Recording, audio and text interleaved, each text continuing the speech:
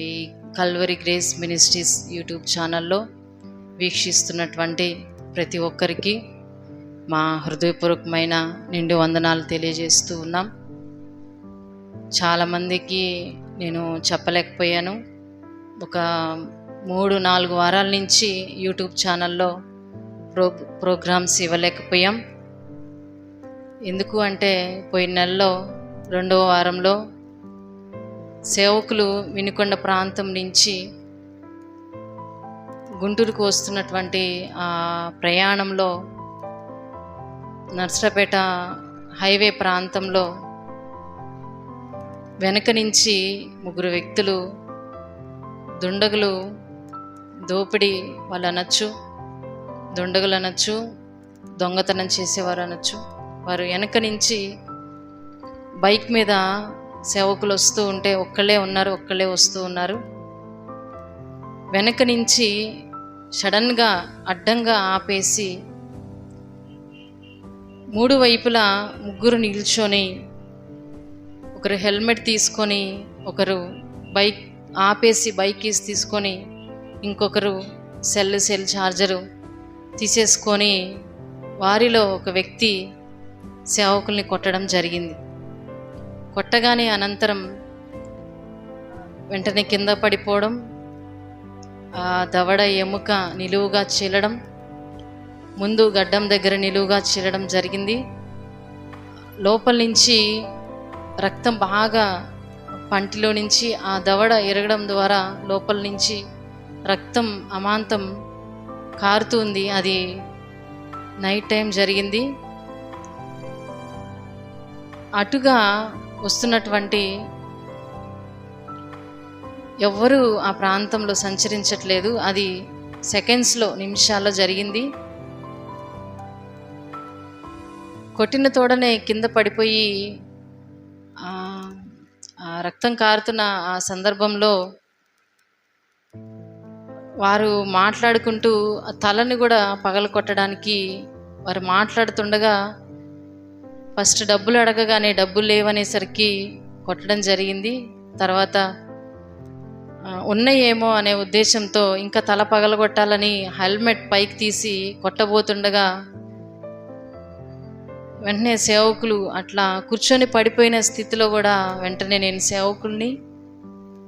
సేవ చేస్తున్నా, నేను సేవకుడిని,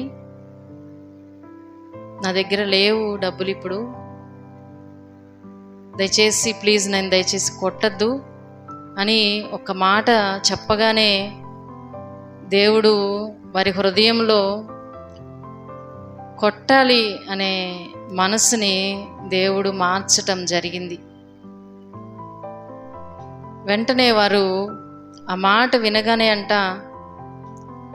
ఆ బైక్ని ఆపేసి కీస్ తీసుకున్న వ్యక్తి ఆ బైక్ కీస్ అక్కడే పడేయడం, రెండవదిగా హెల్మెట్తో కొట్టాలని చూసినటువంటి ఆ వ్యక్తి హెల్మెట్ని అక్కడ పడేయడం, ఆ సెల్ ఛార్జర్ తీసుకొని వెళ్ళిపోయారు. వెనక నుంచి వస్తున్నటువంటి కారులో ఒక ఫ్యామిలీ చూసి సేవకుని లేపి పక్కన పెట్రోల్ బంక్ ఉంటే అక్కడికి తీసుకెళ్ళి అక్కడ కూర్చోబెట్టి వెంటనే పోలీసులకి ఫోన్ చేస్తే పోలీసు వారు నాకు ఆ మిడ్నైట్ టైంలో ఫోన్ చేయడం జరిగింది. అక్కడికి వెళ్ళి ముఖమంతా వెళ్ళి చూసేటప్పటికి నాకు 2 గంటల టైంలో నైట్ ఫోన్ చేశారు. నేను వెంటనే మా బంధువుల్ని పంపిస్తే వాళ్ళు వెళ్ళేటప్పటికి దగ్గర 4 గంటలు అయింది. ఈ 2 గంటల్లో చాలా బ్లడ్ పోయిందంట నోట్లో నుంచి. పోవడమే కాకుండా రక్తము అనేది ఆగట్లేదంట, అసలు ఆ పంటిలో నుంచి రక్తం ఆగట్లేదు. వెంటనే నర్సరావుపేట గవర్నమెంట్ హాస్పిటల్కి తీసుకుని వెళ్ళి అక్కడ డాక్టర్స్ చూపిస్తే ఇంజెక్షన్స్ అవి చేశారు, కానీ కొంచెం వరకు మాత్రమే కంట్రోల్ అయింది. ముఖమంతా వాపు, స్వెల్లింగ్ వచ్చేసింది అంతా. ఈ రైట్ సైడ్ ఇక్కడ ఒక చోట, ఇక్కడ ఇట్లా నిలువుగా చెల్లడం జరిగింది. అది మీకు యూట్యూబ్ ఛానల్లో పెట్టారు. తర్వాత ఎక్స్రే అవన్నీ తీసి చాలా హాస్పిటల్స్ వెళ్ళాము. ఎయిమ్స్ హాస్పిటల్ మంగళగిరి వెళ్ళాము. కానీ దేవుడు ఆశ్చర్య రీతిగా కొంతమందికి చెప్పగలిగాను నేను, కొంతమందికి ఆ టైంలో చెప్పలేకపోయాను. ఎందుకు అంటే అంతకుముందు కొన్ని గంటల క్రితమే మా తల్లిగారు చనిపోయారు. తల్లిని కోల్పోయాననే ఆ బాధలో ఉంటుండగానే మరలా వెంటనే ఇది సేవకులకి ఇది జరగడం చాలా, నేను ఎవరికి చెప్పాలి, ఎవరితో మాట్లాడాలో అర్థం కాక చాలా మెంటల్గా చాలా డిస్టర్బెన్స్ అయిపోయాను. అందులో కొంతమందికి మాత్రమే చెప్పగలిగాను, కొంతమందికి చెప్పలేకపోయాను. ఇప్పుడు మీరు వీక్షిస్తున్నటువంటి దీంట్లో నుంచి చాలామంది వీక్షిస్తూ ఉన్నారు. చాలామంది కొంతమంది చేసి అసలు ఏం జరిగింది, ఎందుకు ఇట్లా ఈ ఫొటోస్ పెట్టారు, ఏంటి అని అడుగుతూ ఉన్నారు. అందుకని దీన్ని నేను ఎక్స్ప్లెయిన్ చేసి చెప్తూ ఉన్నాను. 3rd వీక్లో అట్లా సేవకులకి సర్జరీ చేయడం జరిగింది. ఇక్కడ ఈ చినిగిన ఇదంతా ఈ ప్లేస్లో ప్లేట్స్ వేయడం జరిగింది.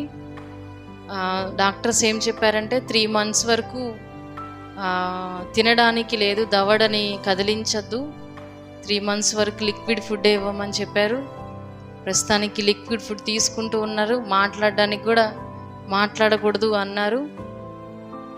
ఆ రోజున సేవకులు ఇంటికి తీసుకొచ్చిన తర్వాత చాలా ఏడ్చారు.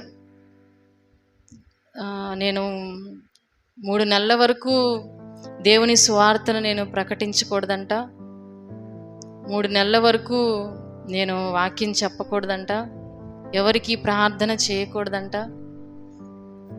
నేను ఫ్రీగా మాట్లాడలేనేమో అని చాలా ఏడ్చారు. చాలామంది ప్రార్థనలు చేశారు. కొంతమందికి చెప్పాను. నేను ఒకరికి చెప్తే వారు అనేకులకి చెప్పారు. కొంతమంది నేను చెప్పలేదని కొంతమంది బాధపడ్డారు. కానీ నా బాధను కూడా చాలామంది అర్థం చేసుకున్నారు. నేను కొంతమందికి చెప్పాను, కొంతమందికి చెప్పలేకపోయినా కూడా సేవకుల గురించి తెలుసుకొని దైవజనులు, విశ్వాసులు ప్రతి ఒక్కరూ చాలామంది ప్రార్థించారు. సర్జరీ దేవుడి దయ వల్ల, అందరి ప్రార్థనల వల్ల సక్సెస్ జరిగింది. ప్రస్తుతానికి రెస్ట్లో ఉన్నారు. త్వరగా కోలుకోవాలని, త్వరగా మీ ముందుకు వచ్చి మీ ముందు నిలబడి దేవుని యొక్క వాక్యాన్ని ప్రకటించాలి అని, మీ అందరి కోసం ప్రార్థనలు చేయాలని దయచేసి వీక్షిస్తున్నటువంటి ప్రతి ఒక్కరూ మానక మీ అనుదినం మీరు ప్రార్థించేటప్పుడు దైవజనులకు చెప్తూ ఉన్నాను. దైవజనులకి నా ప్రార్థన విన్నపాన్ని తెలియజేస్తూ ఉన్నాను. దైవజనుల గురించి, మాస్టర్ విజయ్ కుమార్ గురించి దయచేసి మీ అనుదిన ప్రార్థనలో ప్రతిదినము ప్రార్థించవలసిందిగా ప్రభువు నామములో కోరుతూ ఉన్నాను. ప్రతినిత్యం ప్రార్థించండి. మీ ప్రార్థనలు, సంఘ ప్రార్థనలు, అనేక ప్రార్థనలు దేవుని సేవకుడిని కాపాడాయని దేవుని నేను విశ్వసిస్తూ ఉన్నాను. బైబిల్ గ్రంథంలో 121వ కీర్తనలో దేవుడు చెప్తారు, నీ రాకపోకల యందు యెహోవా నిన్ను కాపాడతారని.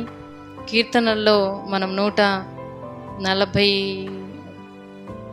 దేవుని ప్రేమించే వారిని దేవుడు కాపాడతాడని, దేవుడు సాధువులని కాపాడతానని, తన్ని ప్రేమించే వారిని మనం 91వ కీర్తన 14వ వచనంలో మనం చూస్తే, అతడు నన్ను ప్రేమించుచున్నాడు గనుక నేను అతన్ని తప్పించేదను అని.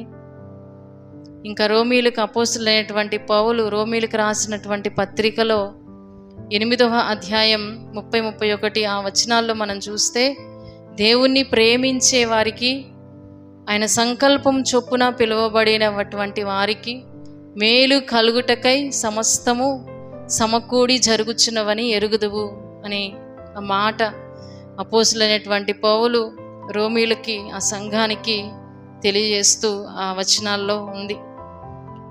దేవుణ్ణి సేవకులు ప్రేమిస్తున్నారు కాబట్టి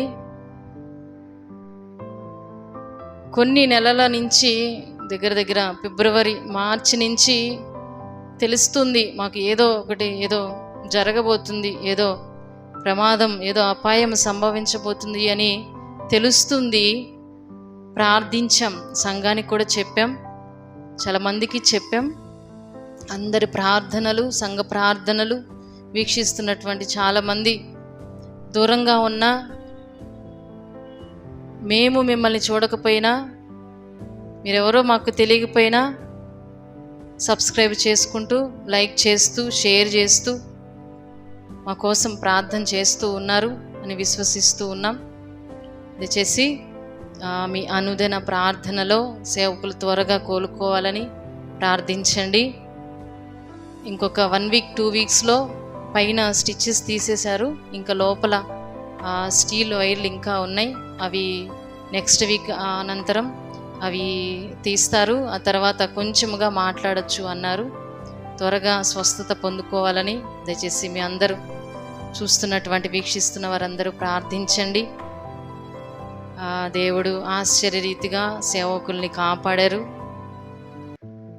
ఇంకా శక్తికి మించిన పరిచర్య, శక్తికి మించిన సేవ సేవకుల ద్వారా దేవుడు జరిగించాలని ప్రార్థించండి. మా పరిచర్య కోసం మీరు ప్రార్థించండి. చాలామంది సహకరించారు, చాలామంది ప్రార్థించారు. చాలామంది దైవజనులు, చాలామంది విశ్వాసులు, తెలియనటువంటి వారు చాలామంది, వందల మంది చాలామంది ప్రేయర్ సపోర్ట్ చేశారు. మీ అందరికీ మా హృదయపూర్వకమైన వందనాలు. దయచేసి మానక ప్రార్థించవలసిందిగా ప్రభువు నామంలో మనవి చేస్తూ ఉన్నాను. దేవుడు మిమ్మల్ని, మీ కుటుంబాలని, మీ బిడ్డల్ని సమృద్ధిగా దీవించి ఆశీర్వదించునుగాక. ఆమెన్. దయచేసి ఇంకొక ప్రకటన చెప్తున్నాను. ప్రతి దినము లైవ్ ప్రోగ్రామ్ ఇవ్వాలని మేము ప్రార్థిస్తూ ఉన్నాం. ప్రతి నైట్ లైవ్ ప్రోగ్రామ్కి సంబంధించిన కొన్ని ఎక్విప్మెంట్స్ కోసం ప్రార్థిస్తున్నాం. ఆ ఎక్విప్మెంట్స్ త్వరలో మేము తీసుకోబోతున్నాం, దేవుడు మాకు ఇవ్వబోతున్నారు.